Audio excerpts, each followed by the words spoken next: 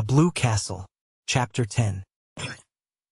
Bless this food to our use and consecrate our lives to thy service, said Uncle Herbert briskly. Aunt Wellington frowned.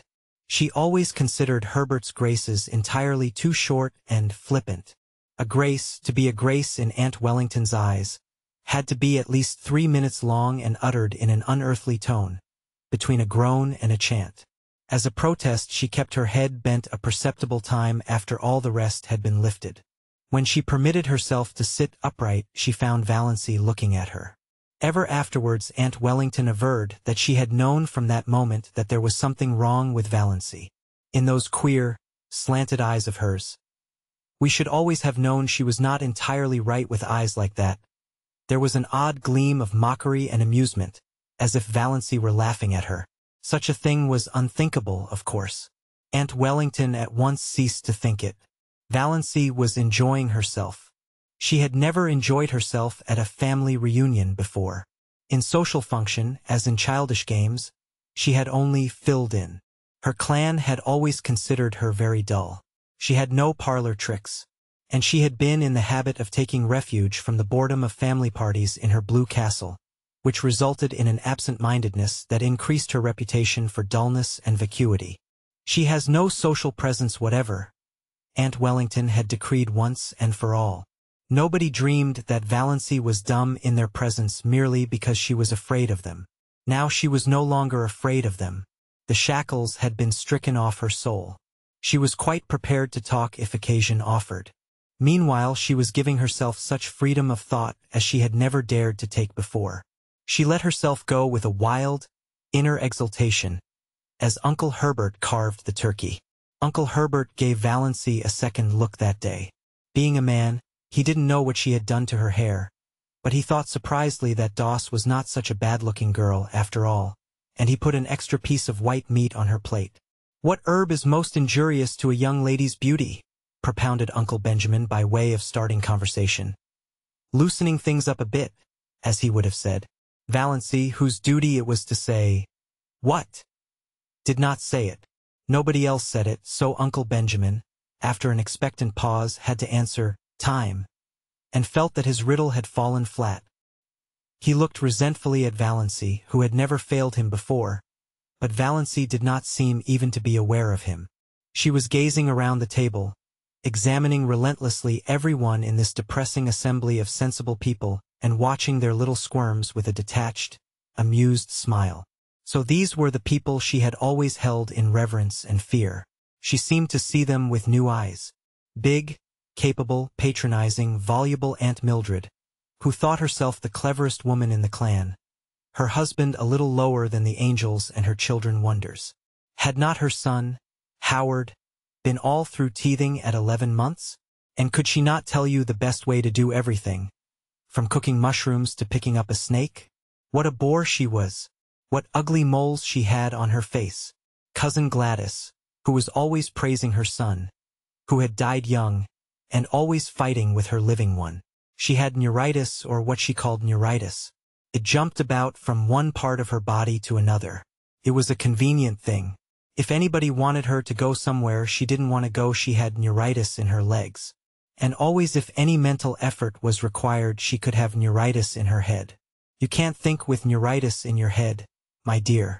What an old humbug you are, thought Valancy impiously. Aunt Isabel. Valancy counted her chins.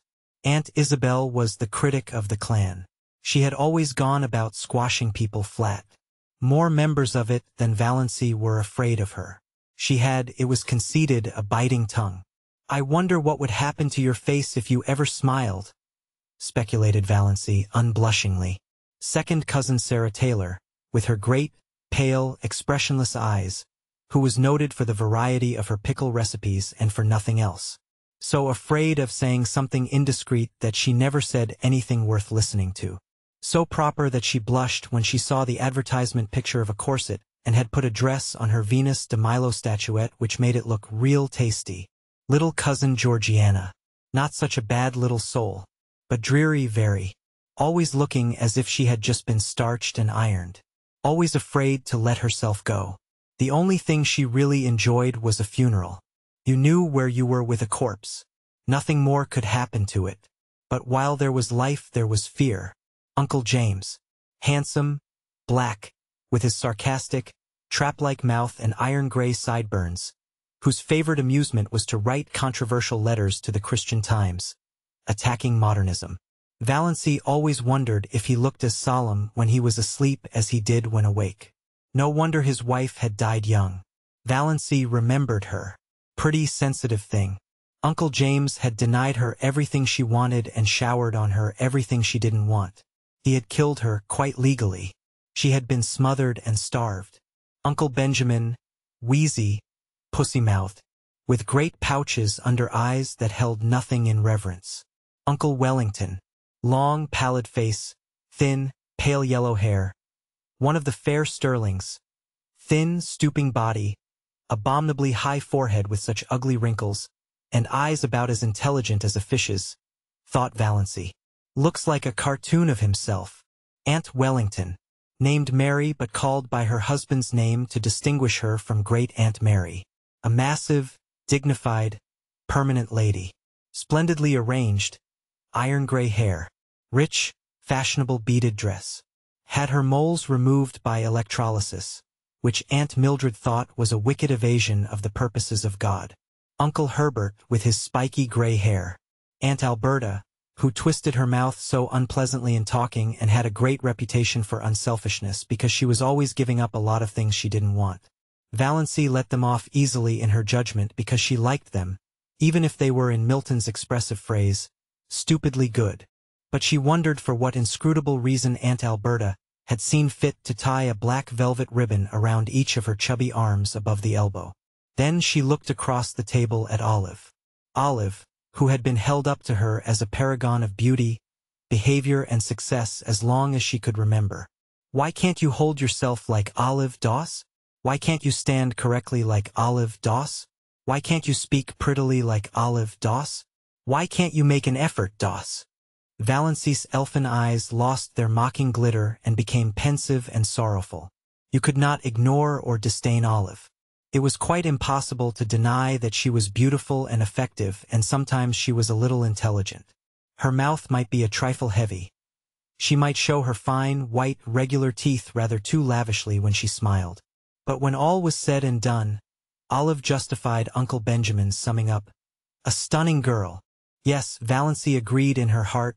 Olive was stunning. Rich, golden-brown hair, elaborately dressed, with a sparkling bandeau holding its glossy puffs in place. Large, brilliant blue eyes and thick silken lashes. Face of rose and bare neck of snow, rising above her gown.